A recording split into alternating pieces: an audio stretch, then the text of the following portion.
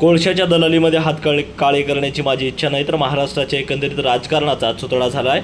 विधान परिषद निवडणुकीवर आमदार हेमंत पाटील यांनी हे वक्तव्य केलेलं आहे. नांदेड विधान परिषदेसाठी महायुतीत भाजपाला जागा सुटले.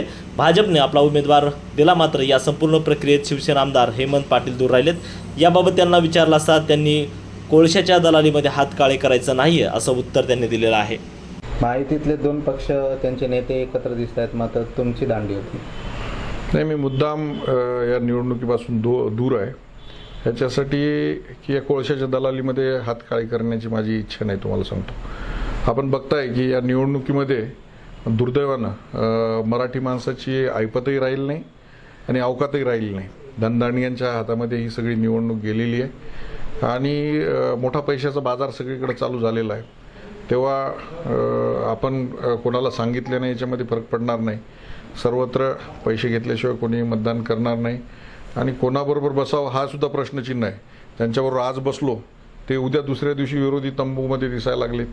कोण कधी कोणाबरोबर युती होईल, कधी आघाड्या होतील, काही सांगता येत नाही. महाराष्ट्रातल्या एकंदरीत राजकारणाचा चुथडा जो शब्द आहे ना, तो चुथडा झालेला आहे. महानगरपालिकेची निवडणूक होती भाऊ, तुम्ही आणि आमदार चिखलीकरांनी थेट आपलं अशोक चव्हाणांच्या विरोधात भूमिका घेतली होती. मात्र आता चिखलीकर अशोक चव्हाणांसोबत आहेत, चव्हाण त्यांच्या घरी जात आहेत, पत्रकार परिषद घेत आहेत. मी तेच सांगितलं ना की कोणावर विश्वास ठेवावा आणि कोणाबरोबर बसावं हे प्रश्नचिन्ह निर्माण झालेलं. आज आमच्याबरोबर बसलेली माणसं उद्या कुठं असतील हे सांगू शकत नाही. म्हणून या सगळ्या निवडणूक प्रक्रियेपासून मी दूर आहे. अगतिकता थेट व्यक्त करताय तुम्ही स्वतः आमदार.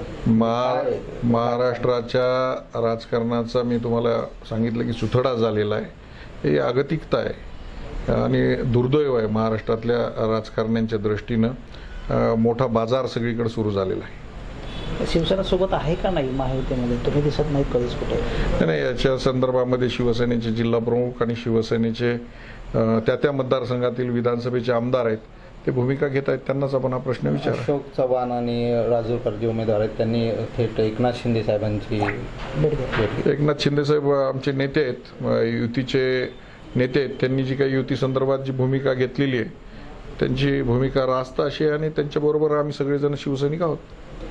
शिवसेनेच्या खासदाराच्या मुलाला तिकीट मिळाले अमर राजूरकरांच्या विरोधामध्ये कृष्णा पाटलांना. काय वाटतं, कशी लढत होईल? काय तिकीट? मला वाटतं की पक्षाचं ते तिकीट नाही आहे. त्यांनी अपक्ष उमेदवारी जाहीर केलेली आहे आणि अजूनपर्यंत तर कुठला अप्रोच त्यांचा मला कुठं दिसत नाही. लढत होईल का मग एकतर्फी?